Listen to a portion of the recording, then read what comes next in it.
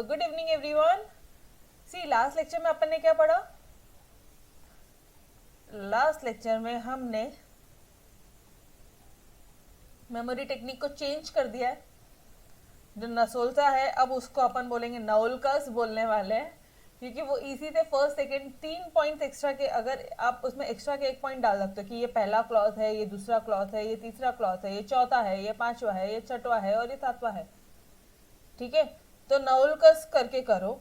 NaOLCS नाउल्कस। ठीक है, ये ए और एस एक ही है, ये ए और एस एक ही है। ठीक है, नाउल्कस में ये ए और एस एक ही, association as well as subscription clause. ठीक है, चलो तो ये सारी चीजें कल अपन ने देखी थी। अच्छा खासा revision starting with your doctrine of ultra vires. तुम लोग मुझसे ये पूछ रहे थे ना अल्ट्रावाइज क्या होता है मैम, अल्ट्रावाइज क्या होता है?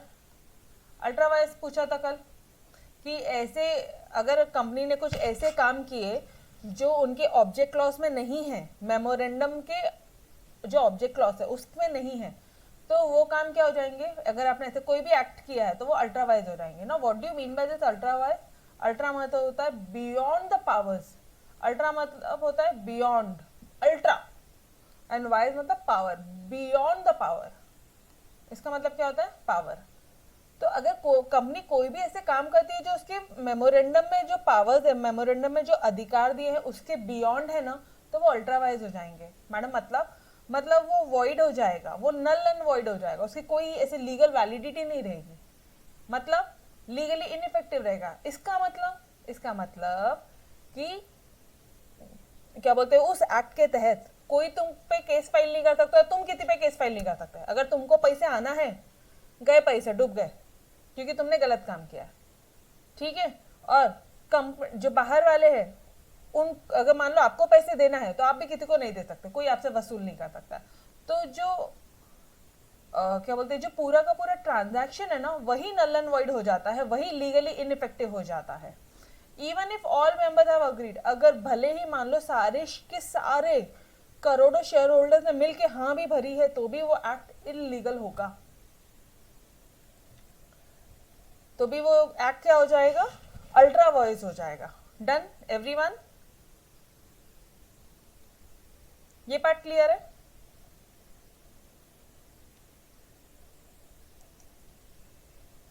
तो ये कंसेप्ट समझा क्या? अभी अपने जो भी कुछ बोला वही चीज उन्होंने लिखा है यहाँ पे कि अल्ट्रा मतलब होता है बियॉन्ड, वाइज मतलब होता है पावर। तो अल्ट्रा वाइज हो गया मतलब बियॉन्ड। अगर आपने मेमोरेंडम ऑफ एसोसिएशन में जो भी काम दिए थे, जो भी पावर दिए थे आपको, अगर आपने वो पावर को एक्सीड करके कुछ और काम कर लिया तो वो नल एंड वॉइड कहलाएगा, वो लीगली इनइफेक्टिव कहलाएगा, भले ही चाहे ही। अब यहां से एक ऑब्जेक्टिव क्वेश्चन मतलब क्या होते हैं, जस्टिफाई वाला क्वेश्चन बनता है, जस्टिफिकेशन वाला क्वेश्चन बनता है कि भले ही मतलब कंपनी ने कुछ ऐसा काम किया है कि जो बियॉन्ड द पावर्स है एमओए के, मतलब it's not mention in the object clause, ऐसा दिया रहेगा।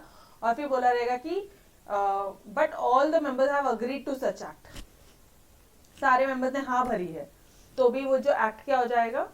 वो अल्ट्रा वॉइस हो जाएगा। ठीक है, डन, समझ में आया? ऑब्जेक्ट क्लॉज के में जो चीज मेंशन नहीं की है वो काम अगर आपने किया, भले ही सारे के सारे शेयर होल्डर्स ने हाँ भरी है, मेंबर्स ने हाँ भरी है, तो भी वो अल्ट्रा वॉइस होगा, क्योंकि शेयर होल्डर्स को कोई राइट नहीं है। जो प्रमोटर्स जो थे कंपनी के, वो बना रहे हैं एमओए, तो शेयर होल्डर की तो बात ही नहीं आ रही है। ठीक है, मेंबर्स हाँ भर दिए तो क्या फर्क पड़ रहा है? Done everyone. बट हाँ, अगर सब्सक्राइबर हाँ भरते हैं, प्रमोटर्स हाँ भरते हैं, ठीक है, प्रमोटर्स अगर हाँ भरते हैं तो कुछ मतलब वो लोग चाहे तो चेंज कर सकते हैं ऑब्जेक्ट क्लॉज को। फिर वो ऑल्टरेशन वाले में चले जाएंगे, अपन ऑल्टरेशन वाला टॉपिक चले जाएंगे। शेयर होल्डर का कोई राइट नहीं है रे भाई, इधर शेयर होल्डर चाहे तो भी कुछ नहीं कर सकते। Done this concept? ठीक है, ओके, चलो। अब कंपनी वही चीज लिखी है कि कंपनी कोई भी ऐसा काम नहीं कर सकती which can not undertake any object or activity not stated in object clause. Object clause में मेंशन होगा वही काम आप कर सकते हो, अदरवाइज नहीं कर सकते हो। वही चीज है, ये बार बार अपन बोल चुके हैं। ठीक है, नाउ इफेक्ट ऑफ डॉक्ट्रिन, इसके इफेक्ट क्या होते हैं? अगर अल्ट्रा वाइज हो गया तो उसका मतलब उसका इफेक्ट क्या होगा? पहला जो ट्रांजैक्शन है वो नल एंड वॉइड कहला जाएगा, ठीक है, जो भी ट्रांजैक्शन है वो नल एंड वॉइड कहला जाएगा। कंपनी जो है वो किसी को भी स्यू नहीं कर सकती, मतलब किसी के अगेंस्ट में केस फाइल नहीं कर सकती है, और ना ही ना कंपनी कर सकती है, ना कोई बंदा कंपनी पे केस फाइल कर सकता है। ओह, मतलब जिसको प्रॉफिट हुआ हो गया उसका तो मजे है, लेकिन जिसके लॉस हो गए उसकी तो सजा है। समझ में आ रहा है? गलती से मान लो अपन को प्रॉफिट हो गया तो अपनी तो ऐश है, ठीक है, लेकिन मैम लेकिन ये तो गलत बात है ना, जिसका लॉस हो गया उसको तो कितना बड़ा लॉस हो रहा है, उसको तो करोड़ों का लॉस हो गया। तो डियर यहाँ पे शेयर होल्डर चाहे तो जो शेयर होल्डर्स है कंपनी के, share holder of a company can get an injection from the court to stop from, हाँ, to stop company from doing any act. Share holder चाहे ना तो स्टे लगा सकते हैं तुम्हारे ऑर्डर पे, स्टे ऑर्डर ला सकते हैं कोर्ट से कि ये काम कंपनी नहीं कर सकती। फिर क्या, फिर नहीं कर सकते आप, डन। और फिर क्या होगा? अगर मान लो डायरेक्टर है, मैं और हरीश सर डायरेक्टर है कंपनी के, ठीक है, और हमको ऐसे इलीगल वे में प्रॉफिट हो गया, तो जो डायरेक्टर्स होंगे वो पर्सनली लाइबल होंगे for ultra wise act of the company. तो कई कुछ ऐश वैश नहीं होती है, वो बोलने के लिए पहला पॉइंट में लग रहा है कि भाई कंपनी को कोई स्यू नहीं कर सकता, ना ही कंपनी स्यू कर सकती, बट ऑब्वियसली ये जो डायरेक्टर्स बैठे हैं, ठीक है, हमने कंपनी बनाई थी, कल तक हम लोग प्रमोटर्स थे, हमें पर्सनली लाइबल है, वी आर पर्सनली लाइबल, हमें हमारा घर बार बेच के उनको उनका पैसा देना पड़ेगा। Done this concept everybody? समझा? यहाँ तक सिंपल था, कुछ नया नहीं था। कौन ऑर्डर ला सकता है? इंजेक्शन का ऑर्डर। इंजेक्शन मतलब स्टे ऑर्डर, लिखा है मैंने यहाँ पे, स्पेसिफिकली लिखा है stay order from the court. कौन ला सकता है? मेंबर्स ला सकते हैं, शेयर होल्डर्स ला सकते हैं, सिर्फ शेयर होल्डर ला सकते हैं, कोई थर्ड पार्टी नहीं ला सकता। मान लो किसी तीसरे बंदे को लॉस हो गया, ठीक है, कंपनी ने किसी तीसरे बंदे के साथ में कॉन्ट्रैक्ट किया और उसको लॉस हो गया, कंपनी को तो फायदा हो गया, ठीक है, कंपनी को फायदा हो गया, क्योंकि वो तीसरे बंदे को क्या पता ना कि कंपनी के ऑब्जेक्ट क्लॉज में क्या लिखा था क्या नहीं लिखा था, वो तो नहीं पता कंपनी। लॉजिकली समझ रहे हो? कोई तीसरे बंदे को थोड़ी ना पता है कि कंपनी के ऑब्जेक्ट क्लॉज में क्या लिखा है क्या नहीं लिखा है, कुछ नहीं पता। फिर इस केस में शेयर होल्डर इंजेक्शन ला सकते हैं, थर्ड पार्टी नहीं। थर्ड पार्टी को ऐसा अज्यूम किया जाएगा कि उसको नॉलेज है एमओए का, वो आने वाला, वो कंसेप्ट इंडोर मैनेजमेंट का होता है, वो आएगा आगे नेक्स्ट टॉपिक में आएगा, ठीक है, ओके। तो इंजेक्शन कौन ला सकता है? मेंबर्स। कौन ला सकता है? शेयर होल्डर्स, जिन्होंने कंपनी में पैसा लगाया है वो ला सकते हैं। और कौन पर्सनली लायबल होंगे? डायरेक्टर्स। Done everyone? सिंपल सा कंसेप्ट था, okay. Now what is the purpose of doctrine of ultra wise? इसका पर्पस क्या है, मेन रीजन क्या है, मेन पर्पस क्या है इसके बिहाइंड का? To protect the interest of all stake holder, जितने भी स्टेक होल्डर थे उन सबके इंटरेस्ट को प्रोटेक्ट करना, कि कंपनी किसी के अगेंस्ट में गलत ना कर दे। अगर कंपनी ने गलत किया तो कौन लायबल होगा? डायरेक्टर्स।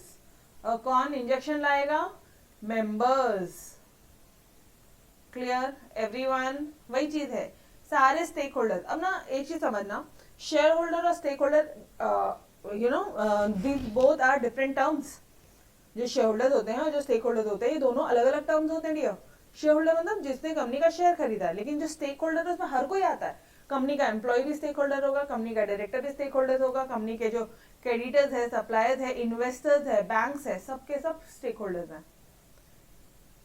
कंपनी के मान लो एम्प्लॉयज का यूनियन है, वो भी स्टेक होल्डर है, ठीक है। तो स्टेक होल्डर एक बड़ा टर्म है, तो ये पूरे एक बड़े लेवल पे इन सब का इंटरेस्ट को प्रोटेक्ट करना, इन सबके इंटरेस्ट को बचाना, वो किसका काम है? उसके लिए अपन ने डॉक्ट्रिन ऑफ अल्ट्रा वाइज लाया। ये समझ में आ रहा है? इसका पर्पस क्या है? To protect the interest of all stake holders, मतलब एक बड़े लेवल पे आप कंपनी के एम्प्लॉय, कंपनी के डायरेक्टर्स, कंपनी के मैनेजर्स, कंपनीज के क्रेडिटर्स, सप्लायर्स, जो भी कुछ है, इन्वेस्टर्स है, बैंक्स है, फाइनेंशियल इंस्टीट्यूशन है, सबका इंटरेस्ट को प्रोटेक्ट करना चाह रहे हो कि कंपनी की तरफ से कभी भी कोई गलती ना हो जाए। अगर कंपनी को पैसा देना है और कंपनी नहीं दे रही है तो who will be liable? through doctrine of ultra vires, directors will be liable. Is this point clear to everyone? Done? समझ में आया अच्छी तरह से? और ये जो स्टेक होल्डर्स है, दे हैड द राइट, उनके पास में राइट होता है कि वो इंश्योर करे कि कंपनी अगर उनका पैसा यूज कर रही है तो सिर्फ और सिर्फ जो ऑब्जेक्ट्स एमओए में जो ऑब्जेक्ट्स लिखा है उसी के लिए यूज करना चाहिए. मतलब कंपनी इंक्वायर कर, जो स्टेक होल्डर्स है वो लोग इंक्वायर कर सकते हैं, वो लोग इंश्योर कर सकते हैं, वो लोग चेक कर सकते हैं कि कंपनी ने उनका पैसा जितने भी ऑब्जेक्ट्स थे, एमओए में जो भी ऑब्जेक्ट थे उसके लिए यूज किया है या नहीं किया है. डन? थोड़ा सा रिवाइज कर लेते हैं. ठीक है, अभी रिवाइज कर लेते हैं, फिर एंड में नहीं करेंगे. अल्ट्रा मतलब बियॉन्ड, वाइज मतलब पावर्स. अगर कंपनी ने ऐसा कुछ भी काम किया है जो ऑब्जेक्ट क्लॉज के बियॉन्ड है, ऑब्जेक्ट क्लॉज में नहीं है, तो वो अल्ट्रा वाइड कहलाएगा, तो वो नल एंड वॉइड कहलाएगा, तो वो लीगली इनइफेक्टिव रहेगा. ये तीनों पॉइंट लिख के आना. तो वो अल्ट्रा वाइज कहलाएगा, तो वो वापस से नल एंड वॉइड कहलाएगा, तो वो लीगली इनइफेक्टिव कहलाएगा. ठीक है, मेंबर्स चाहे तो उस पर इंजेक्शन ऑर्डर ला सकते हैं. Company can not be sued. ठीक है, company can not sue any third party and third party can not sue the company. ये भी पॉइंट क्लियर है. ठीक है, फिर इसका सोल्यूशन क्या है? कोई किसी को कोर्ट केस फाइल नहीं करेगा तो सोल्यूशन क्या है बॉस? मेंबर्स जो है वो इंजेक्शन ला सकते हैं, स्टे कर सकते हैं. और उसका उससे होगा क्या? जो डायरेक्टर्स है वो लोग पर्सनली लायबल रहेंगे पेमेंट करने के लिए. सिंपल. Done everybody? ओके, चलो जी, let's start with your AOA, जो अपना सेकंड मोस्ट इंपॉर्टेंट डॉक्यूमेंट है. सबसे मोस्ट इंपॉर्टेंट डॉक्यूमेंट क्या था? एमओए. अभी तक तो सिर्फ वो नॉलकस पढ़ा अपन ने, सिर्फ नॉलकस पढ़ा. अब हम लोग पढ़ेंगे आर्टिकल्स ऑफ एसोसिएशन, एओए क्या होता है और उसके कंटेंट्स क्या होते हैं. तो माय डियर फ्रेंड्स, एओए जो होता है ना वो सेकंड मोस्ट इंपॉर्टेंट डॉक्यूमेंट है. अच्छा, ये कई बार वो लोग आपको ऑब्जेक्टिव में पकड़ लेंगे. ठीक है, अब ये वाली लाइन फोकट की लाइन है मेरे ख्याल से, तो ये आप खुद ब खुद लिख सकते हो. मैम क्या इतनी बड़ी? बिल्कुल. आपको क्या पता है? एमओए प्लस एओए आप आरओसी को देते हो. कब देते हो? एट टाइम ऑफ बोलो ना जरा, इनकॉर्पोरेशन ऑफ कंपनी देते हो ना. तो एमओए का तो पढ़ लिया. एमओए में क्या क्या होता है? एमओए में क्या होता है? नउलकस होता है. अब नउलकस ही बोलो बिकॉज उसे पूरी सीक्वेंस याद हो जाती है ना, तो नउलकस बोलो. एंड एओए, एओए के बारे में अब हम लोग अभी पढ़ रहे हैं. एओए क्या होता है, एओए के कंटेंट्स क्या होते हैं. ठीक है, एओ के बारे में मैंने आपको ये बताया था कि भाई इसमें ना सारे रूल्स एंड रेगुलेशंस होते हैं कंपनी के सारे रूल्स एंड रेगुलेशंस इसमें होंगे, सारे रूल्स एंड रेगुलेशंस. ठीक है, मतलब कंपनी के क्या पावर्स है, क्या रूल्स एंड रेगुलेशंस है, कंपनी का इंटरनल मैनेजमेंट कैसे होगा, ये सारी चीजें हम लोग यहाँ पढ़ेंगे. चलो आ जाओ. ये वही चीज दी है. आरओसी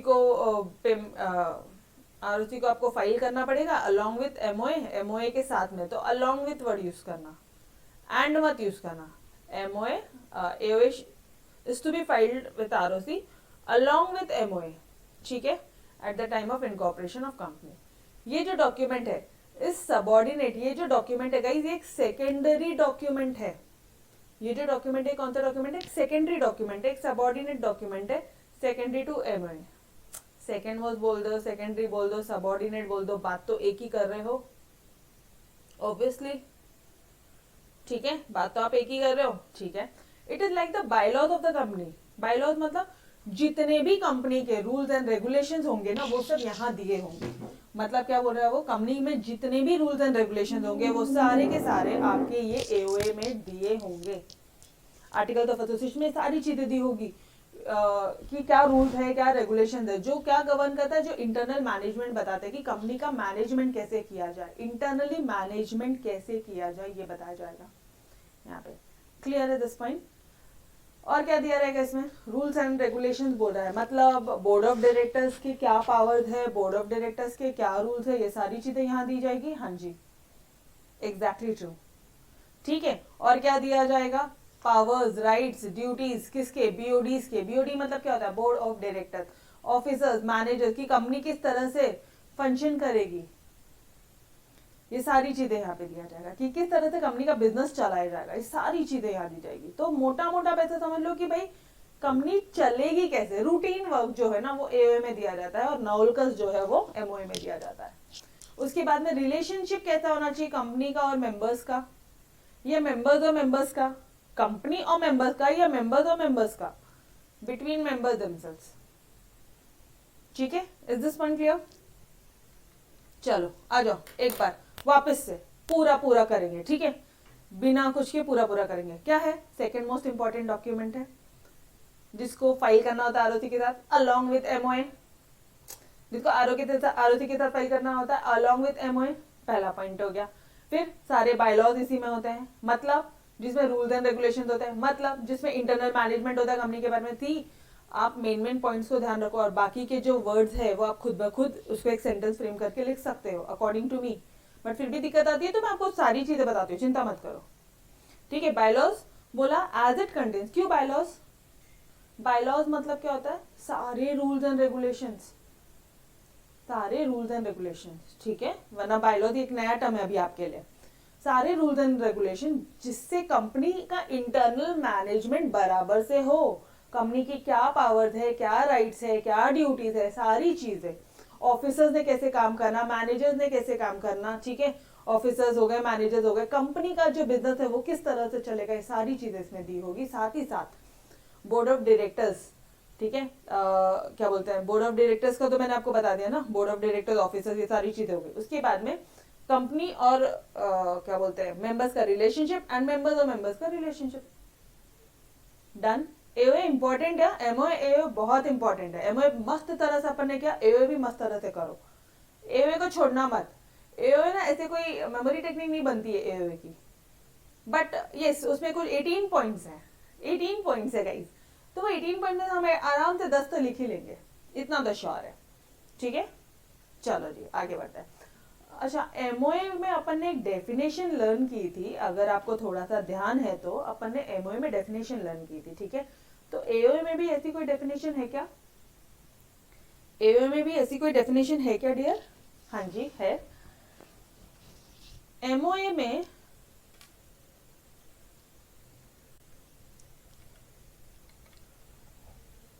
चलो आ जाओ एमओए की डेफिनेशन की तरफ आओ, सेक्शन आओ थोड़ा सा। सेक्शन नंबर याद है क्या आप लोगों को? सेक्शन नंबर याद है? 256। 256 क्या बोलता है यहाँ पे? ये एमओए क्या बोलता है वो याद है? एज पर दिस लॉ और under any previous companies law, ऐसा कुछ तो भी था। सेम वैसा ही डिक्टो डेफिनेशन है, डिक्टो डेफिनेशन है। एंड वापस से बोल रही हूँ, प्लीज तो प्लीज कंपनी रैक करो because this one is very easy.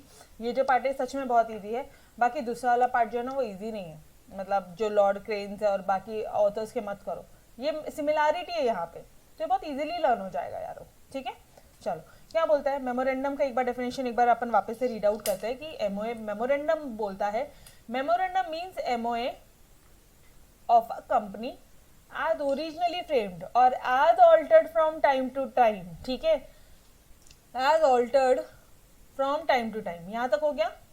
in pursuance of, ये मैंने आपको ध्यान कर अच्छे से करने लगाया था। in pursuance of, colour change नहीं हो रहा ना, ठीक है। in pursuance of any company law, any previous company law, जितनी भी प्रीवियस, जितनी भी, मतलब जैसे आज तो 2013 का एक्ट चल रहा है लेकिन पहले 1956 था, तो as per in pursuance with any previous company law or of this act. Previous company law कौन सा था? Companies act 1956। दिस एक्ट कौन सा है? 2013। ये याद है? डन, एक बार रिवाइज कर लिया। अब थोड़ा सा आ जाओ वापस से अपने एओए में। अब देखो कितना इजी लगेगा आपको ये, इसलिए आपको शुरू में ही मैंने आपको वही वाली डेफिनेशन लर्न करवाई जो बहुत, मतलब यू नो एक सिमिलैरिटी रहती है तो इजी रहता है।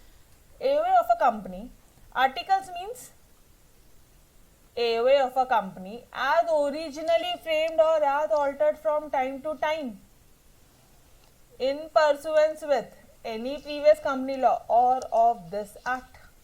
है ही क्या डियर, है ही क्या इसमें? ये बताओ मुझे। तो एग्जैक्टली सेम है। और ऊपर का जो सेक्शन था वो 256 था तो नीचे का 25 है।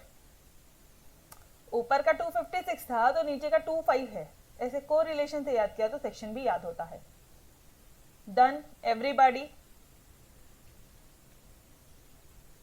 यो ठीक है, यस।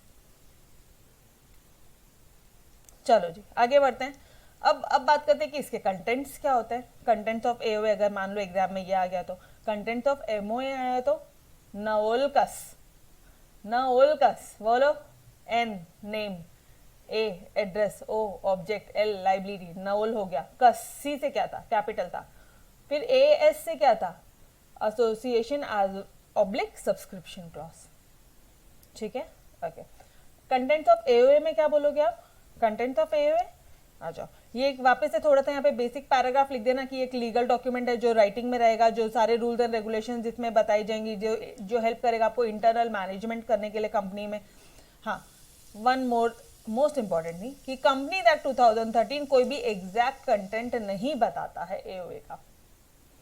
एओए का कंपनी एक्ट जो 2013 है, जैसे नोलकस बता दिया उन्होंने, एमओए का एग्जैक्ट बता दिया, इतने ही रहेंगे, उसके अलावा कुछ नहीं रहेगा, ठीक है। नोलकस के अलावा कोई कंटेंट नहीं रहेगा। लेकिन एओए का आर्टिकल ऑफ एसोसिएशन का ऐसा कोई ये नहीं रहेगा, आर्टिकल ऑफ एसोसिएशन का ऐसा कोई भी स्पेसिफिक कोई कंटेंट नहीं है। तो उन्होंने एक जनरलाइज दिया है, जनरलाइज कंटेंट दिया है, वही अपन यहाँ पे पढ़ने वाले हैं। Usually include rules and regulation regarding the following matters, ठीक है, वो अपन फॉलोइंग मैटर्स कुछ 18 मैटर्स है, 16 मैटर्स आई थिंक, तो 16 मैटर्स अपन पढ़ लेंगे, ओके डन। बट एक चीज ध्यान रखना, सबसे मोस्ट इंपॉर्टेंट डॉक्यूमेंट कौन सा है ये बताओ, एमओए है। एमओए सबसे मोस्ट इंपॉर्टेंट डॉक्यूमेंट है। तो ये जो पीछे से आ रहा है, ठीक है, मेन घर के कौन है, हेड है हमारे डैडी। तो ये जो पीछे से जो बच्चे आ रहे हैं, क्या ये डैडी की बातों को क्रॉस कर सकते हैं, नहीं कर सकते।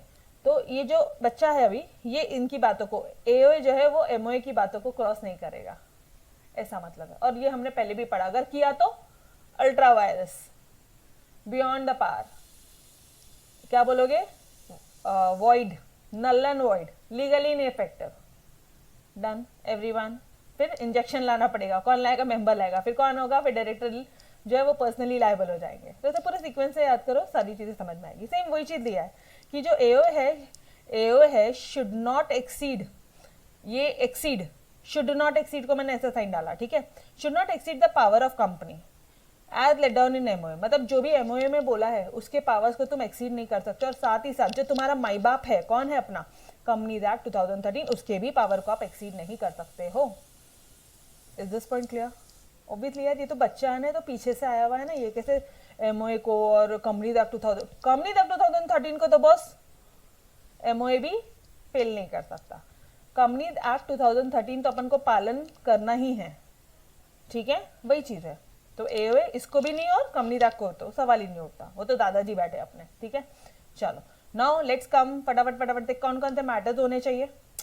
ओ तेरी, यहाँ पे गलत कर दिया मैंने, ये शेयर कैपिटल है, शेयर कैपिटल, ठीक है। Now what are the powers, क्या क्या पावर्स होंगे, इसको फटाफट से एक क्या बोलते हैं, कितने मैटर्स है, तो इसको फटाफट से ना एकदम ऐसे शॉर्ट में देखो कि क्या क्या मैटर्स हो सकते हैं। और आई बेट आप आराम से लिख कर आओगे, ट्रस्ट में कोई दिक्कत नहीं जाएगी तुम्हें। सबसे पहला, शेयर कैपिटल कितना होगा, शेयर कैपिटल के बारे में लिखोगे। शेयर कैपिटल क्या होता है, शेयर्स और उसका वैल्यू, कितने शेयर और कितना वैल्यू, कल मैंने आपको पढ़ाया था, कितने शेयर और पर शेयर का वैल्यू कितना है, शेयर एंड द वैल्यू, और उसका डिवीजन कितने डिफरेंट टाइप्स ऑफ शेयर है, मतलब क्या इक्विटी शेयर है, क्या प्रेफरेंस शेयर है, ऐसा कौन से टाइप का शेयर है, ठीक है। ये शेयर कैपिटल में कुछ बढ़ रहा है या कम हो रहा है, या इंक्रीज हो रहा है या रिडक्शन हो रहा है। अभी देखो ये ना, ये चीजें लिख लेना साथ साथ में। शेयर कैपिटल आपने लिखा, शेयर कैपिटल कैसे आता है, शेयर्स इनटू देयर वैल्यू और उनका डिवीजन जितने भी फॉर्म में है, ओके। नाउ वो बढ़ रहा है शेयर कैपिटल या कम हो रहा है, एनी ऑल्टरेशन, वो सब कहाँ इस तरह आ जाएगा, मतलब शेयर कैपिटल से रिलेटेड सारी चीजें एओए में दी जाएगी। Class of share holders, equity share holders है या प्रेफरेंस शेयर होल्डर्स है, उनकी राइट कितनी है, उनके वेरिएशन अगर कुछ राइट में तो कितना है, मतलब मैम वेरिएशन ऑफ राइट्स मतलब जैसे प्रेफरेंस शेयर होल्डर्स को ना डिविडेंड मिलता है, 10% का मान लो डिविडेंड है, और इनके डिविडेंड, इनका जो अधिकार है उसमें अपन ने ना वेरिएशन कर दिया, 12% कर दिया, तो वो एओए में दिया जाएगा, ठीक है। ओके, उसके बाद में अलॉटमेंट एकदम ऊपर ऊपर से करना है, बहुत ज्यादा एकदम ऐसे घुस के रट्टा मारने की कोशिश मत करना, बिकॉज 16 पॉइंट इनमें से 10 भी लिख कर आओगे मोर देन इनफ है, 10 12 आराम से याद आते हैं, चिंता ना करो, मैं रटवा दूंगी, ठीक है।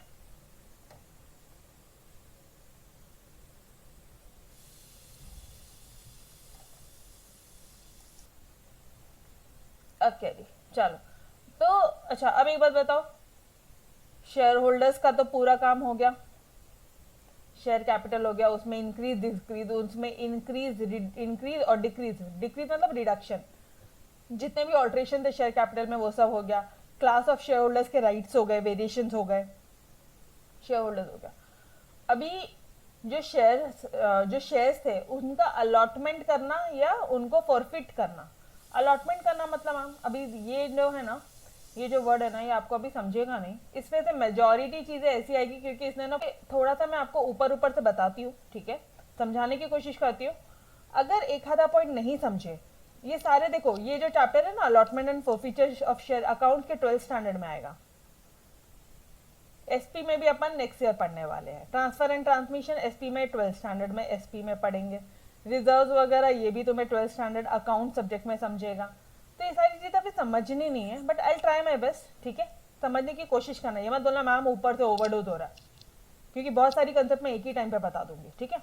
ऐसा समझो पूरे बुक का इंपॉर्टेंट टॉपिक्स इसी मोमेंट पे हो रहा है। शेयर का अलॉटमेंट करना शेयर होल्डर को, शेयर होल्डर क्या करता है, एप्लीकेशन करता है, शेयर होल्डर क्या करता है, एप्लीकेशन करता है कि सर मुझे आपकी कंपनी के शेयर चाहिए, हमारी कंपनी क्या करेगी, अलॉटमेंट करेगी शेयर, ये पॉइंट समझा। कब करेगी अलॉटमेंट, जब उसने पैसा दिया होगा, तब अपन अलॉट कर देंगे शेयर। अगर पैसा नहीं दिया तो, एकदम गौरव लैंग्वेज में बता रही हो, अगर पैसा नहीं दिया तो शेयर जब्त कर लेंगे, फोरफीट कर लेंगे। कब, अगर ये जो पैसा है ये नहीं दिया तो शेयर जब्त कर लेंगे। इज दिस पॉइंट क्लियर, ये हिंदी में लिख के रखो ऊपर।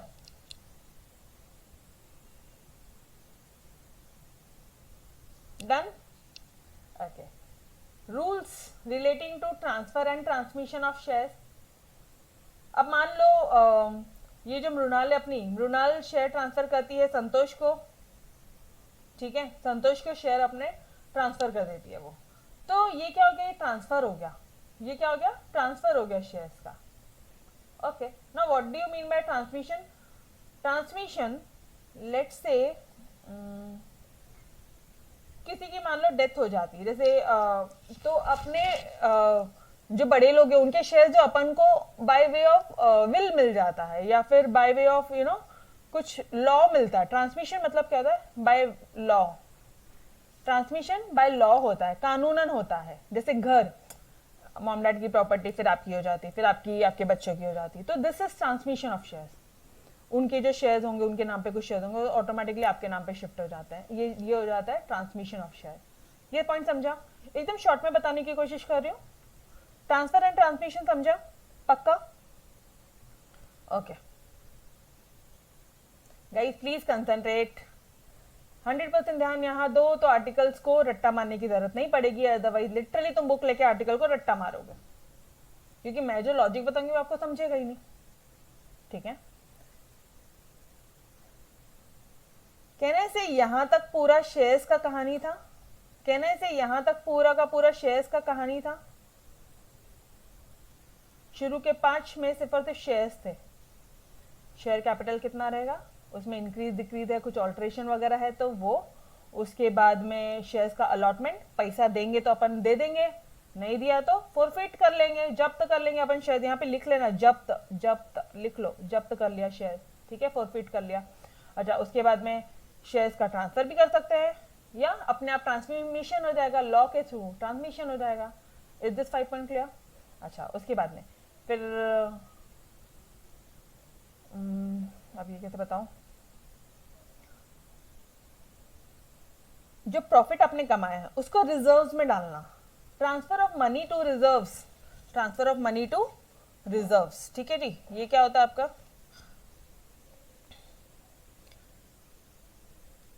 फॉर एग्जाम्पल यहाँ पे आ जाओ। अब ना थोड़ा सा लॉजिक समझने की कोशिश करना, सारी चीज़ें एकदम डिटेल में नहीं बताऊंगी बट मैं शॉर्ट में बता रही हूँ। जैसे ये है आपका बैलेंस शीट, बैलेंस शीट भी नहीं, ये है आपका पीएनएल अकाउंट, पीएनएल अकाउंट ले लो।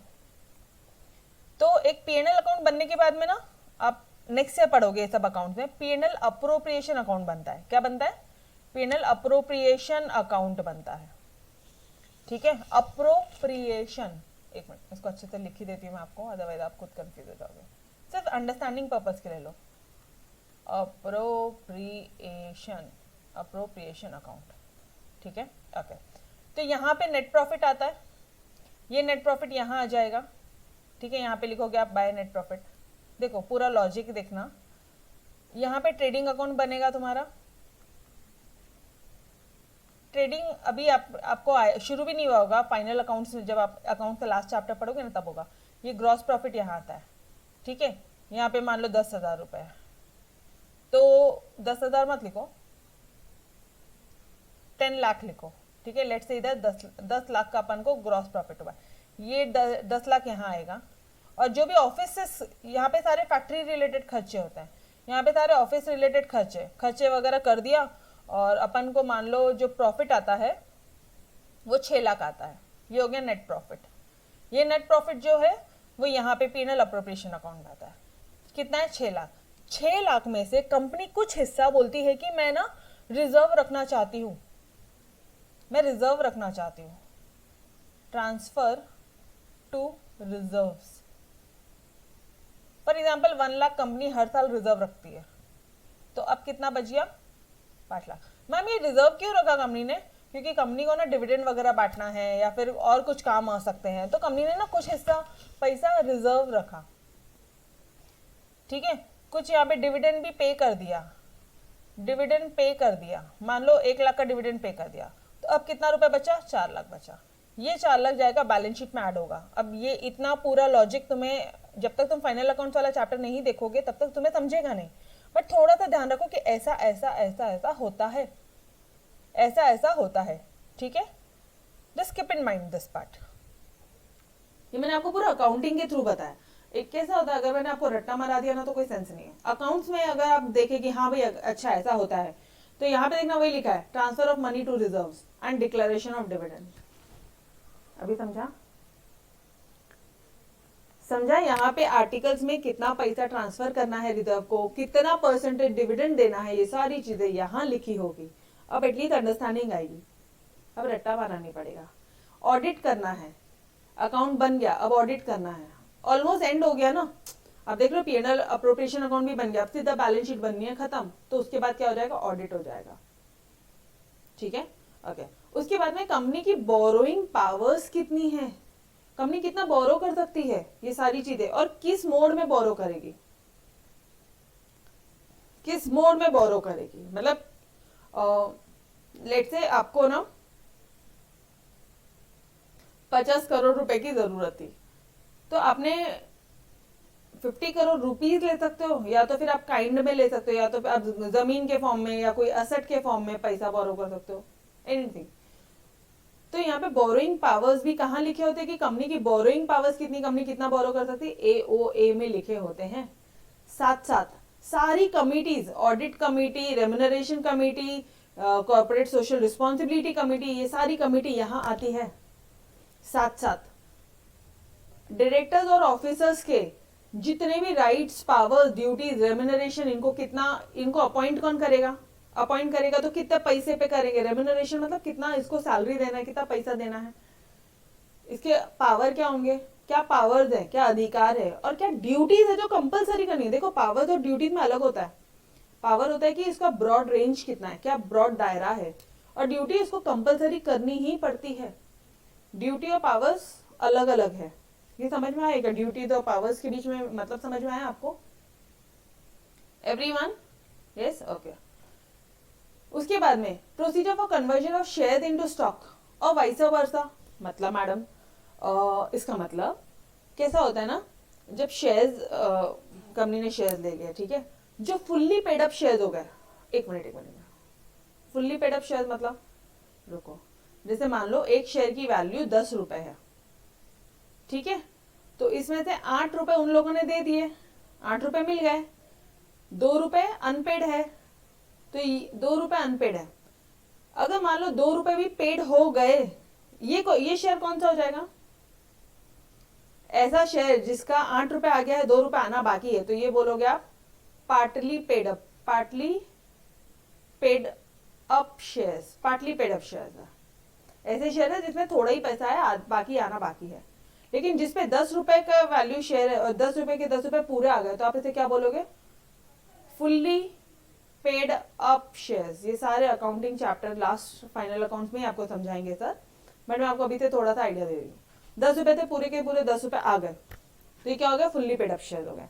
अब कंपनी चाहे ना तो ये फुल्ली पेड अप शेयर्स को स्टॉक में कन्वर्ट कर सकती है, और वाइस वर्सा, और स्टॉक को वापस से शेयर में कन्वर्ट कर सकती है। तो ये सारी प्रोसीजर कहाँ दी रहती है? शेयर्स को स्टॉक में, स्टॉक को शेयर्स में। ये सारी प्रोसीजर कहाँ दी रहती है? AOA में। समझ में आया एवरीवन? ओके।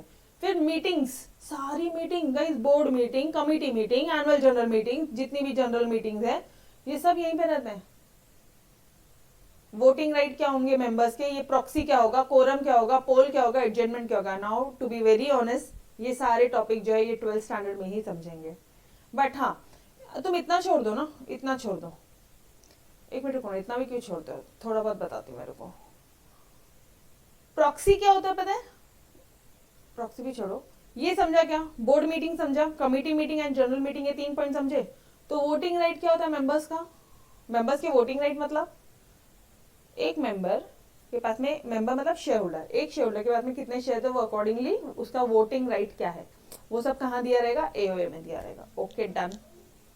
प्रॉक्सी मतलब क्या होता है, अब इसको अच्छे से समझना, ठीक है। प्रॉक्सी मतलब ये होता है कि अगर मान लो कोई शेयर होल्डर जनरल मीटिंग में नहीं जा पाया, कोई शेयर होल्डर जनरल मीटिंग में नहीं जा पाया, तो वो अपना एक बंदा अपॉइंट करता है कि भाई तू मेरे बिहाफ में चले जाना। तो ये बंदे को क्या बोलते हैं? प्रॉक्सी। एकदम शॉर्ट में बता रही हूँ, 12th स्टैंडर्ड में ही डिटेल में है, एकदम शॉर्ट में बता रही हूँ, ठीक है, ये समझा। अगर मैं नहीं जा पाया तो तू मेरे बिहाफ में चले जाना, तो वो कौन हो गया? Proxy. Done everyone? Did you understood this concept? Yes, okay. Quorum क्या होता है? अब इसको मिटा रही हूं मैं, ठीक है, ये सब लिख लेना आपने साथ साथ में। कोरम क्या होता है? देखो यार, कोई भी जनरल मीटिंग होती है ना, कोई भी मीटिंग हो, ठीक है, तो उसमें कम से कम ऐसे कुछ रूल्स एंड रेगुलेशन है कि मिनिमम इतने मेंबर्स होने चाहिए, मिनिमम इतने मेंबर्स होने चाहिए। मैडम अगर नहीं हुए तो मीटिंग को एडजर्न कर दो, मतलब मीटिंग को कैंसिल कर दो और दोबारा मीटिंग बुलाओ। कोरम अगर है तो ठीक है, नहीं तो मीटिंग को एडजर्न कर दो, मीटिंग को कैंसिल कर दो boss. Is this point clear? एक शॉर्ट स्टोरी में पूरा लिंक करने की कोशिश की आपको। डन। अब ये पोल क्या होता है? पोल ना एक वोटिंग का मेथड है, वोटिंग आप कर सकते हो बाय पोल, ऐसा सिर्फ ये वोटिंग मेथड है, it's a method of voting, voting का मेथड है, ऐसे लिख लो, ठीक है। ओके चलो बढ़ू आगे। शॉर्ट में इतना ध्यान रखना है, इतना सब लर्न नहीं होगा तो डायरेक्टर्स ऑफिसर्स की सारी अपॉइंटमेंट, कौन उनको अपॉइंट करेगा, उसको कितना पैसा देना, उसके पावर्स, उसकी ड्यूटीज, ये सब यहाँ होंगी। शेयर्स को स्टॉक को शेयर्स में का प्रोसीजर यहाँ दिया होगा। Board meeting, committee meeting, general meeting का सारा यहाँ पे होगा। प्रॉक्सी, पोल, कोरम, ये सब यहाँ पे दिया रहेगा। Lien of the company on shares allotted to members wanted paper. अब क्या हुआ है देखो, यहाँ पे ये अमाउंट अनपेड था, 2 रुपए अनपेड था, ठीक है। तो कंपनी ने क्या किया पता है क्या? ये शेयर जो है ना, ये जो शेयर था, ये शेयर मृणाल के नाम पे दिया ही नहीं। कंपनी ने ये शेयर का जो अथॉरिटी अपने पास में रखा है, क्योंकि वो उसने 2 रुपए दिए नहीं ना अभी तक, समझ रहे हो। जब वो 2 रुपए देगी या जब वो मान लो 2 रुपए मतलब बहुत छोटा अमाउंट लग रहा है, मान लो उसने जो शेयर लिए हैं 2 रुपए के हिसाब से,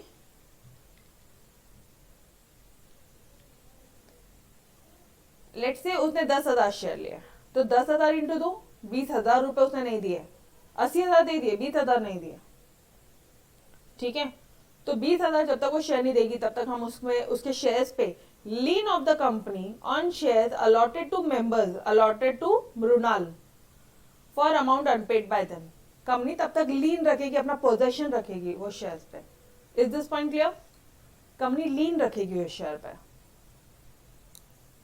डन? ऑब्वियसली ना यार, पूरा पैसा नहीं मिलेगा तो कहते क्या शेयर दे देंगे, ठीक है। अच्छा, फिर मान लो पूरा पैसा भी आ गया, फिर तो कंपनी शेयर सर्टिफिकेट इश्यू कर देगी।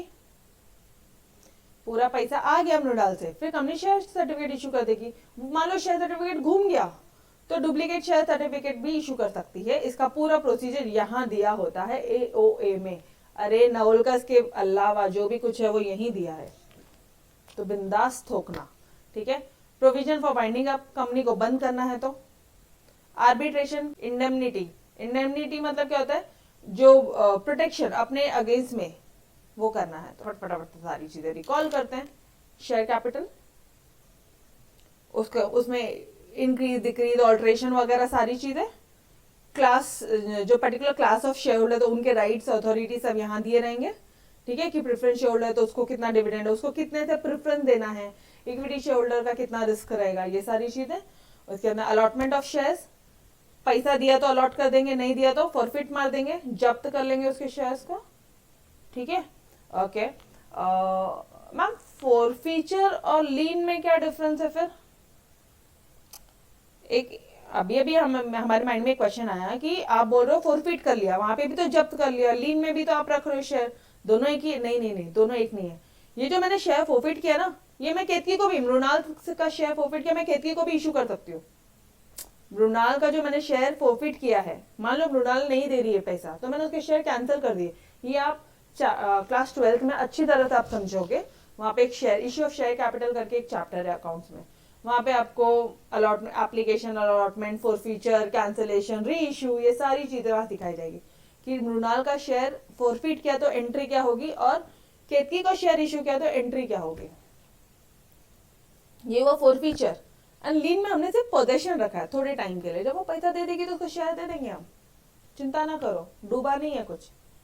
फॉरफीचर में डूब गया, फॉरफीचर में डूब गया, ठीक है। Is this point clear? Understood everyone? पक्का? ओके। फिर उसके बाद में हम ट्रांसफर ट्रांसमिशन कर सकते हैं। 1 मिनट ब्रेक हो गया बीच में, वापस से रिकॉल करेंगे, ठीक है। ब्रेक हो गया, मजा नहीं आई। शेयर कैपिटल पहला, इंक्रीज डिक्रीज, ठीक है, ये हो गया। क्लास ऑफ शेयर होल्डर्स के राइट्स, ठीक है, क्लास ऑफ शेयर होल्डर्स के राइट्स। उसके बाद में अलॉटमेंट, पैसा दिया तो अलॉटमेंट, नहीं दिया तो फॉरफीचर, नहीं दिया तो फॉरफीचर। फिर ट्रांसफर कर दो, नहीं तो अपने आप ट्रांसमिशन हो जाएगा, ट्रांसफर कर दो, नहीं तो बाय लॉ अगर तुम नहीं रहे तो अपने आप ट्रांसमिशन हो जाएगा, ठीक है। फिर उसके बाद में ट्रांसफर करना है तो मनी रिजर्व वगैरह में कुछ करना है तो वो कर दो, डिविडेंड देना है तो दे दो, पूरा अकाउंट फाइनल है तो क्या ऑडिट करवा लो। उसके बाद में बोरिंग पावर्स कितनी कंपनी की, क्या मोड है बोरिंग, किस मोड पे बोरो कर रहे हैं, कोई एसेट ले रहे हैं, कुछ ले रहे हैं। कमिटीज हो गई, कमिटी के बाद में मीटिंग भी कर सकते हो आप। डायरेक्टर्स ऑफिसर्स के rights, powers, duties, appointment, remuneration, सारी चीजें लिखोगे। Stock to share, sorry share to stock and stock to share, vice versa. उसके बाद में ये सब प्रॉक्सी कोरम वगैरह सब बोलोगे, लीन बोलोगे, शेयर सर्टिफिकेट इशू करोगे, कंपनी को बंद कर दोगे, arbitration and indemnity. Done everyone. तोड़ इसको ऐसे ही करना, इसको इतना फास्ट ट्रैक मोड से करोगे तो ही होगा, नहीं तो नहीं होगा, ठीक है। फास्ट ट्रैक मोड से ही करना है। जो चीज दीदी है ना पढ़ रहा था, यहाँ पे कुछ जाना नहीं पड़ रहा बस। अच्छा, अब एक पॉइंट और है कि प्राइवेट कंपनी के केस में ना एओए में कुछ और 3 रिस्ट्रिक्शंस है, वो भी एओए, ये भी वो एओए में दिया है। प्राइवेट कंपनी को रिस्ट्रिक्शन है, हाँ जी, कि कम से कम मैक्सिमम मेंबर्स कितने हो सकते हैं, 200। मतलब मैक्सिमम शेयर होल्डर कितने हो सकते हैं, 200। मैक्सिमम, यहाँ लिखो maximum share holder, share holder बोला तो मेंबर्स कितने हो सकते हैं भाई, 200। प्राइवेट कंपनी के शेयर के केस में अगर मान लो आपको कुछ रिस्ट्रिक्शन लगाना है कि तुम अपना शेयर, जैसे मैं हूं, मैं और हरीश सर है, ठीक है, हमारी ओनली लेक्चर्स प्राइवेट लिमिटेड है, तो मैं जो मेरा शेयर है वो मैं मेरे हस्बैंड को ट्रांसफर नहीं कर सकती। ये सारे रिस्ट्रिक्शन जो राइट है वो यहाँ पे एओए में दिए होंगे, ठीक है। प्रोहिबिट्स इनवाइटिंग, ये तो मैंने आपको शुरू में भी बता दिया था कि अगर if you are a private company, आप पब्लिक से शेयर नहीं इशू कर सकते, पब्लिक को इनवाइट नहीं भेज सकते कि आओ मेरी कंपनी के शेयर खरीदो। हाँ, इट प्रोहिबिट्स, ध्यान से समझना, वो प्रोहिबिट करता है, रोकता है। प्रोहिबिट करना मतलब रोकना, रोक लगाना। Inviting public to buy it shares, debenture और any security of the company. मतलब वो प्रोहिबिट कर रहा है कि तुम कंपनी को शेयर्स के थ्रू पैसा नहीं ले सकते हो, तुम डिबेंचर इशू करके पैसा नहीं ले सकते हो, तुम कोई सिक्योरिटीज, कोई दूसरी सिक्योरिटीज, बॉन्ड्स वगैरह इशू करके पैसा नहीं ले सकते हो। ये सारे रिस्ट्रिक्शंस है। तो गाइस ये एक बहुत ही जनरल क्वेश्चन है और बहुत मेजॉरिटी टाइम से पूछा जाता है कि क्या 3 रिस्ट्रिक्शन है प्राइवेट कंपनी के। रिस्ट्रिक्शन क्या है प्राइवेट कंपनी पे कि मैक्सिमम नंबर ऑफ मेंबर्स कितने हो सकते हैं, 200 हो सकते हैं, ठीक है। उसके बाद में क्या बोला है, बोलो फटाफट से एवरीवन, कि आप जो ट्रांसफर नहीं कर सकते हो अपने शेयर, उसके राइट रिस्ट्रिक्ट कर सकते हो, ठीक है, कि आप ट्रांसफर नहीं कर सकते हो, restrict right to transfer the share. यहाँ पे हम, मैं और हरीश सर अपने आप पे रिस्ट्रिक्शन डाल सकते हैं कि प्रीति मैडम, मैंने हाँ सर, हरीश सर हाँ जी, आप किसी को भी शेयर ट्रांसफर नहीं करोगे, मैं भी किसी को शेयर ट्रांसफर नहीं करूंगी, ठीक है, डन। यहाँ पे रिस्ट्रिक्शन दिए हैं, कंपल्सरी रिस्ट्रिक्शन है ये। इट मस्ट कंटेन, मस्ट बोला है, मस्ट मतलब प्राइवेट कंपनी में तुम शेयर ट्रांसफर नहीं कर सकते, कम से कम मैक्सिमम 200 ही शेयर होना मांगता, और तुम शेयर के थ्रू पैसा नहीं ले सकते, तुम डिबेंचर्स के थ्रू पैसा नहीं ले सकते, ऐसा मतलब है उसका। लेकिन आप लिखने के टाइम पे क्या लिखेंगे, प्रोहिबिट इनवाइटिंग, प्रोहिबिट कर रहे हैं हम उसको, inviting public to buy shares, debenture और एनी सिक्योरिटीज, ठीक है, डन एवरीवन। अल्ट्रावाइज पढ़ा, null and void, legally ineffective, ठीक है, वो अल्ट्रावाइज हो जाएगा। फिर क्या हो जाएगा, फिर अल्ट्रावाइज हो जाएगा मैम, फिर कोई किसी को स्यू नहीं कर सकता, ना कंपनी किसी को, ना वो कंपनी को। तो मजे नहीं, नहीं मजे नहीं है। मेंबर चाहे तो इंजेक्शन ला सकता है, इंजेक्शन मतलब स्टे ऑर्डर कोर्ट से। फिर क्या हो जाएगा, जो डायरेक्टर तो वो पर्सनली लायबल रहेंगे। ओके, एओए में क्या था, सेकंड मोस्ट इंपॉर्टेंट डॉक्यूमेंट है, सारे बायलॉज इसी में है कि रूल रेगुलेशन क्या होगा, इंटरनल मैनेजमेंट कैसे होगा कंपनी का, बोर्ड ऑफ डायरेक्टर्स के पावर्स वगैरह क्या होंगे, बिजनेस कैसे करेगी, रिलेशनशिप कंपनी का मेंबर्स का और मेंबर्स के साथ में, ठीक है। फिर ये डेफिनेशन तैयार, जनरल डेफिनेशन है, मतलब इसकी तो मैं बात ही क्या करूं। A of a company as alter from time to time in pursuance with any other previous company law or of this act, done. उसके बाद में क्या क्या रूल्स है, ये तो अभी किया अपन ने, एंड ये 3 points, done done and done, ठीक है। ओके गाइस, तो we will stop till here, मिलते हैं नेक्स्ट लेक्चर में, तो तब तक के लिए अलविदा, bye bye everyone, take care, खुदा हाफिज़, बाय बाय।